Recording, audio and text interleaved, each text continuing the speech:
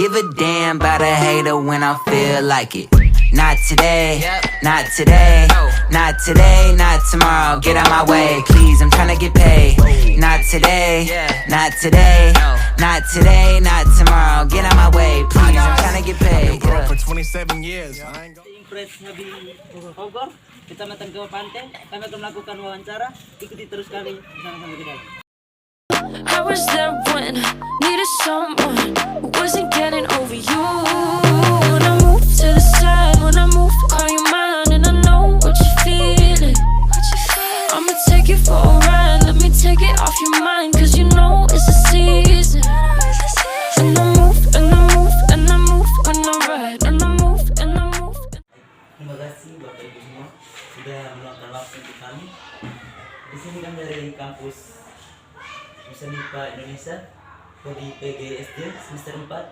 Di sini kami sedikit melakukan wawancara mengenai penerapan pembelajaran terpadu di SD. Jadi kepada teman mengikuti kami.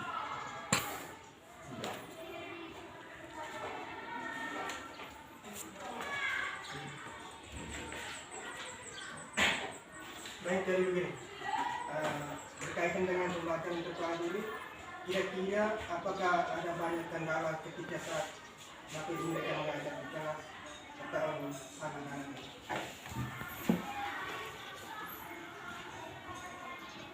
Ya baik, terima kasih. Kalau kendala yang kami alami pada saat pembelajaran terpadu itu ada beberapa kendala.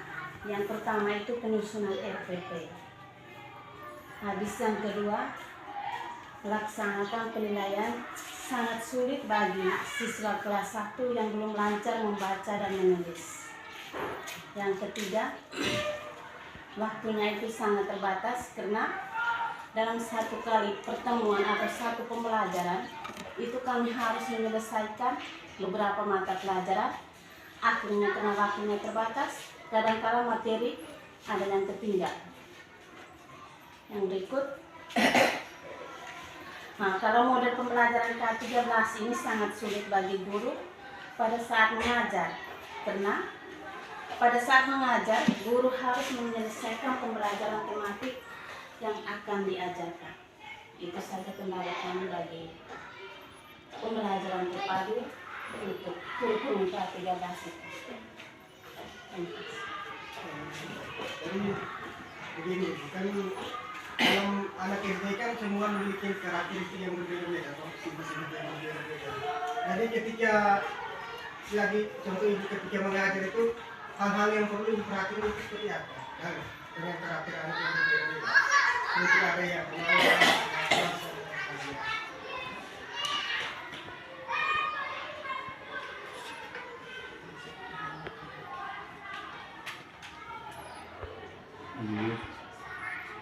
dalam hal ini guru harus punya kemampuan untuk mengaktifkan semua anak. Jadi guru itu dia tidak bisa berfokus satu tempat atau duduk satu tempat, tidak. Dia harus berjalan keliling, lihat semua anak itu aktif tidak.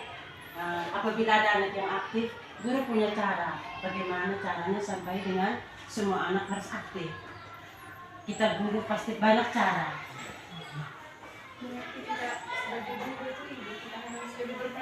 Iya. Saat pembelajaran tidak bisa kita guru duduk buat administrasi, itu tidak.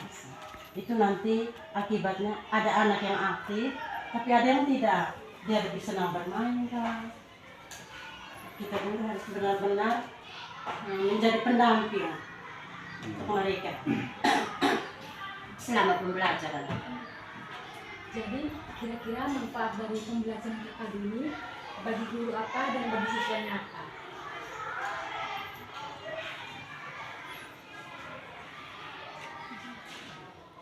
Terima kasih. Kalau manfaat pembelajaran terpadu itu untuk siswa itu kami bisa melatih semakin banyak membuat hubungan interaktif antar beberapa mata pelajaran.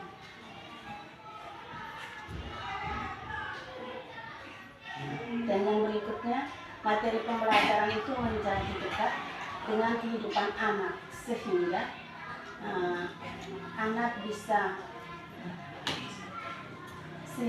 bisa mengetahui apa yang mereka pelajari. Tentunya dalam menjalankan pembelajaran terpadu ini pasti punya kendala-kendala tertentu. Jadi di sini saya mau bertanya, apa kendala pembelajaran terpadu bagi seorang guru?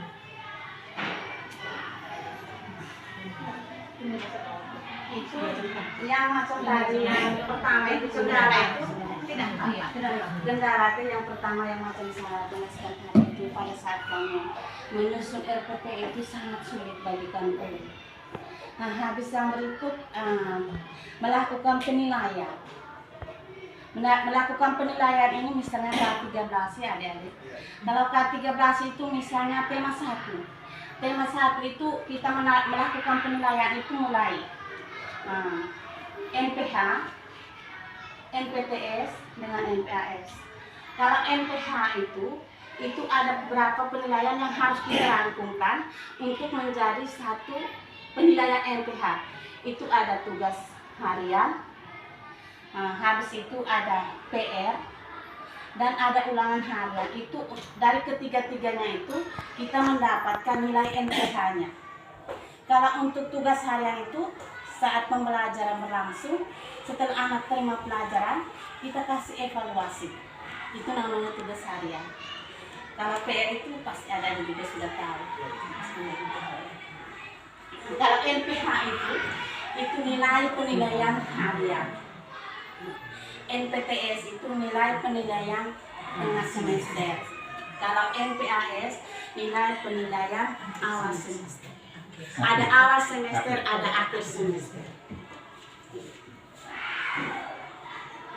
Habis kendala yang berikutnya lagi. Terbatasnya waktu. Memang bagi kita guru ini sangat sulit sekali untuk K13 ini. Karena waktunya terbatas. Misalnya ada beberapa mata pelajaran kita harus menyelesaikan dalam 1 kali pertemuan. Dan kadang-kadang ada materi yang pasti kita lewatkan saja. Tapi bukan kami biarkan saja, tapi kami cari waktu lain. Misalnya ada bimbingan sore, pasti kami selesaikan.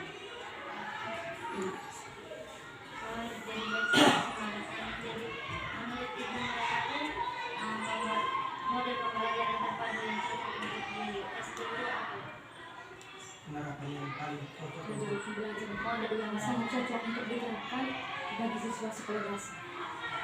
Ya, kalau untuk kalau pembelajaran terpadu ini, kalau untuk SMP, SMA itu anak mencari tahu sendiri. Tetapi ini sangat sulit bagi SD.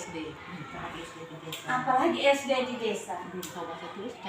Jadi, ya mau tidak mau kita harus sebenarnya untuk kebilangnya metode wawancara itu apa. Tetapi kalau kita tidak menggunakan metode wawancara, pasti anak-anak tidak mengerti. Jadi mau tidak mau, wawancara harus kita gunakan terus.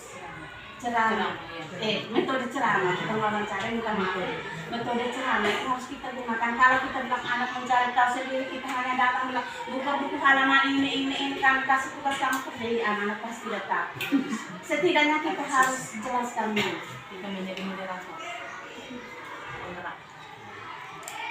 Baik, tentunya pembelajaran terpadu ini juga memiliki kekurangan dan kelebihan. Jadi di sini saya bertanya, apa saja kekurangan dan kelebihan dari pembelajaran terpadu?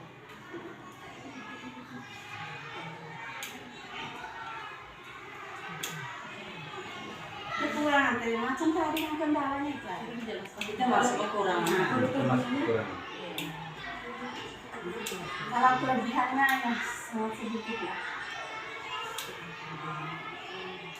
Coba saya turun. Jangan bisa tambahkan.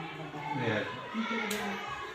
Kelebihannya itu dalam waktu Iya, singkat coba. kita bisa mencari Menguasai beberapa mata pelajaran. Kelebihan itu artinya guru itu mampu menguasai dalam waktu misalnya 2 kali 45 menit atau 3 kali 45 menit. Guru mampu menguasai semua materi itu kelebihan. Anaknya juga tuh. Dan anak juga memahami penjelasan dari guru. Dan ini semua aktivitas ini semua dari guru. Guru itu menjadi moderator, menjadi penggerak, dia itu ada di antara anak-anak yang tidak mampu, dia memberikan perangsang untuk anak mampu. Tergantung dari guru. K13 itu penentunya ada di guru, sehingga guru mengalami kesulitan tuh pembagian waktunya.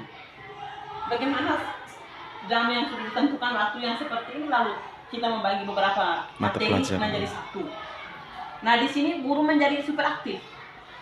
Apalagi berhadapan dengan anak SD, tidak bisa kita katakan buku-buku kau belajar sendiri. Guru harus lebih menjadi penggerak betul-betul. Guru itu sebentar dia menjadi penengah untuk anak-anak, menjadi teman. Mengapa kau tidak bisa belajar? Menjadi pendorong, melatih untuk belajar. Mengapa kau mengalami kesulitan seperti ini? Ada apa di balik itu? Kita tidak langsung to the point. Ya anak, kenapa kau tidak bisa? Langsung kita marah-marah pukul. Itu gagal total. Tidak akan. Apalagi anak SD kelas 1 yang belum tahu baca tulis. Itu kita guru yang omong sendiri, tanya sendiri, jawab sendiri, tulis sendiri. Di situ baru mereka meniru dari kita. Jadi guru itu menjadi teladan. Kita guru itu harus berperan. Banyak peran aktif di dalam. Jadi guru tidak bisa datang lalu hanya main HP duduk dia. Tidak akan. Itu pendidikan K13 itu akan hancur lebur. Berbagai macam cara. Hancur berkali sangat sulit. Jadi guru sangat berperan aktif di dalam K13. Baik, terima kasih Ibu. Ini kan kita bicara tentang waktu Ibu. Iya. Guru itu sangat penting. Iya. Tapi di sini dalam masa pandemi juga toh Ibu pasti sulit juga untuk bertemu dengan anak-anak di sekolah. Toh kira-kira pelayanan Ibu orang dari sekolah ini untuk anak-anak yang belajar di rumah itu bagaimana ya? Dalam masa pandemi. Ini kayaknya harus kepala sekolah yang jauh. Karena bulan berapa? Bulan Maret 2020. Belajar 2021.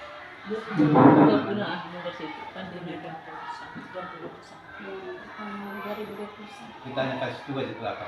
pemberian tugas luring, daring. Dalam 1 minggu itu kami berikan tugas 1 hari begitu. Misalkan kami kasih tugas di hari Senin, hari Sabtunya kumpul begitu. Kalau guru setiap hari datang. Pakai luring.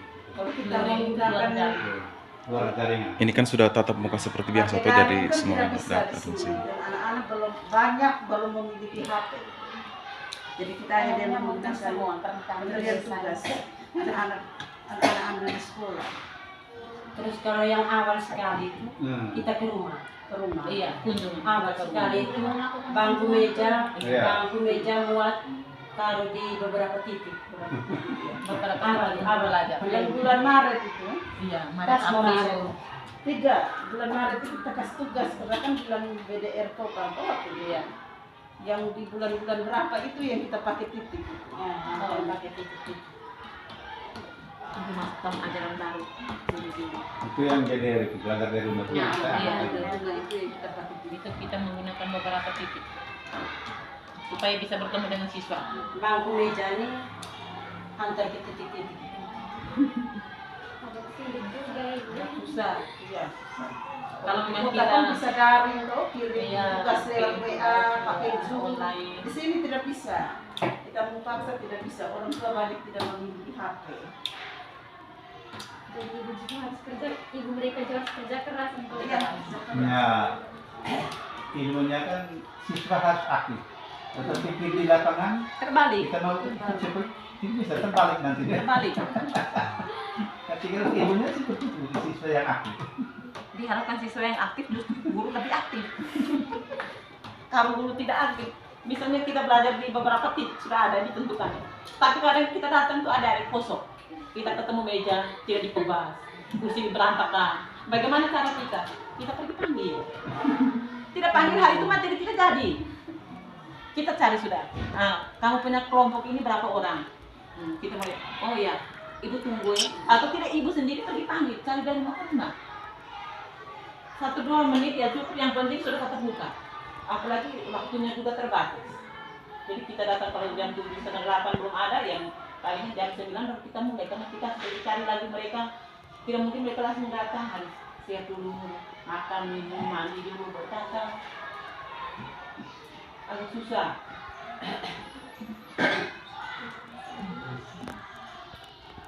Ini tadi mengenai penjelasan itu ada faktor penghambat itu yang bisa diambil tadi alokasi waktu, RPP, selalu seperti. Jadi Kak, di sini saya ingin bertanya itu, apakah dari faktor tadi yang sudah dijelaskan masih ada lagi kah faktor lain selain faktor yang dijelaskan tadi yang bisa menghambat penerapan pembelajaran terpadu di sekolah? Misalnya seperti fasilitas atau media pembelajaran seperti itu. Sumber belajar atau bahan Belajar buku, bahan ajar atau alat peraga lain. Kalau fasilitas baik.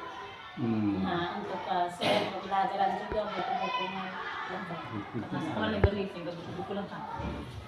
Dan fasilitas itu disiapkan. Faktor lain itu dari keluarga orang tua pendukung. Apalagi kalau orang tua yang misalnya latar belakang punya pendidikan ya lumayan mereka bisa dorong anaknya atau di rumah mereka latih lagi. Oh anak begini. Tapi orang tua yang latar belakangnya SDM-nya rendah, susah amat. Amat susah. Kita guru mau menangis tidak ada air mata keluar. Anak di mana, orang tua di mana kita tahu. Itu kesulitan yang amat sulit untuk BDR.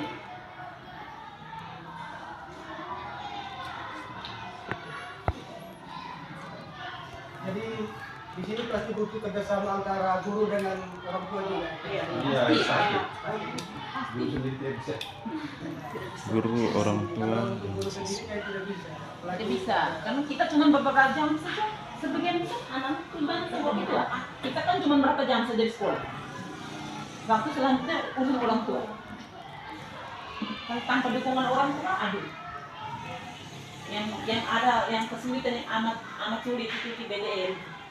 Kita harus mencari siswanya ada di mana, orang tuanya di mana. Kita datang ke rumah kosong tidak ada orang. Jadi kalau orang tuanya SMA, SMP masih bisa. Bisa banget. Tetapi kalau yang SD Anak orang tua juga tidak tahu baca tulis. anak setengah mati.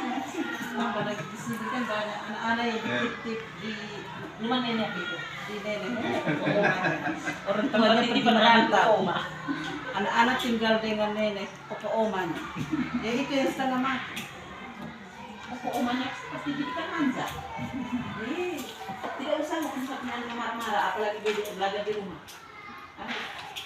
Kita dipandu itu susah dong kita dapat.